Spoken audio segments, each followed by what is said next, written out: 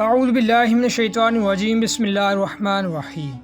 السلام علیکم ناظرین، میں ہوں آپ کا ہوسٹ محمد عقیل اور ہمارے اس چینل میں آپ سب کو خوش آمدید۔ چلیے ناظرین شروع کرتے ہیں آج کی دلچسپ ویڈیو۔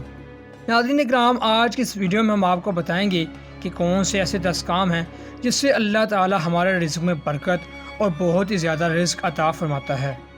کیونکہ ناظرین رزق، مال اور دولت یہ ایسی چیزیں ہیں جس کے لیے انسان صبح گھر سے باہر نکلتا ہے اور شام کو واپس گھر آتا ہے اور اپنا پورا دن اس کے پیچھے قربان کر دیتا ہے۔ تو وہ 10 کام آخر کون سے ہیں جس سے ہمارے رزق میں بہت ہی زیادہ اضافہ ہو سکتا ہے؟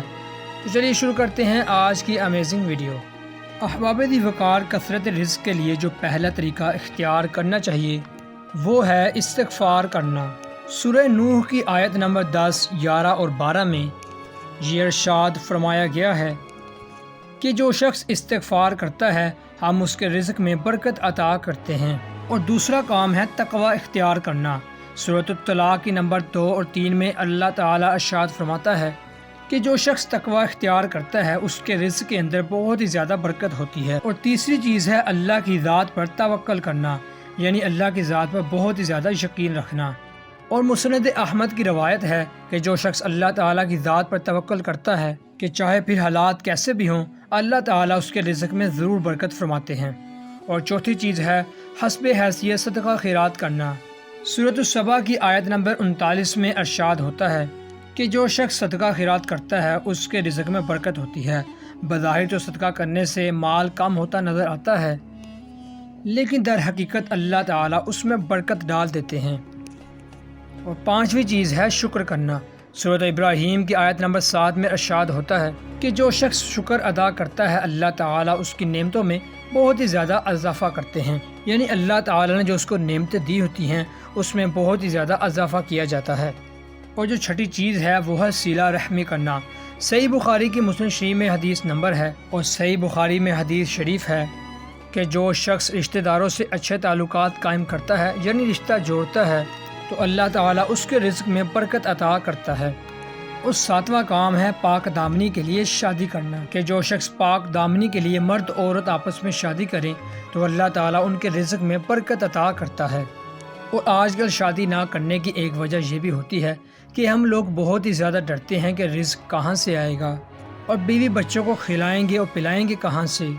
کہ جو شخص اپنی دامنی کے لیے یعنی اپنی شرمگاہ کی حفاظت کے لیے شادی کر لے تو اللہ تعالیٰ اس کی غیب سے مدد فرماتا ہے اور اس طرح اس کے رزق میں خوب اضافہ کیا جاتا ہے۔ اور 8واں کام ہے لگاتار حج و عمرہ کرنا۔ اور سنن ترمذی کی روایت ہے کہ جو شخص لگاتار حج و عمرہ کرتا ہے تو اللہ تعالیٰ اس کے رزق میں بھی برکت کرتے ہیں۔ اور 9واں کام ہے گناہوں کو چھوڑ دینا۔ سنن ابن ماجہ کی روایت ہے کہ جو شخص گناہوں کو چھوڑ دیتا ہے اللہ تعالیٰ اس کے رزق میں وسعت عطا کرتے ہیں۔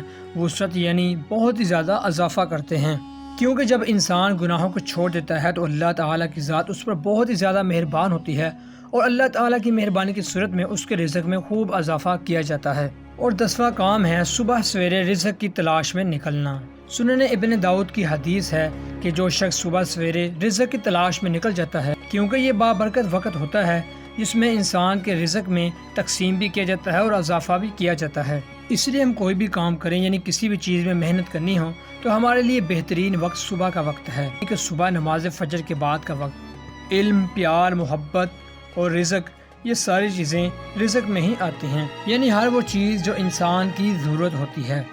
تو ناظرین آج کے موضوع کا اختتام یہیں پر ہوتا ہے اور اللہ تعالیٰ سے آخر میں دعا ہے کہ اللہ تعالیٰ ہمیں ان 10 کاموں پر عمل کرنے کی توفیق عطا فرمائے، آمین ثم آمین۔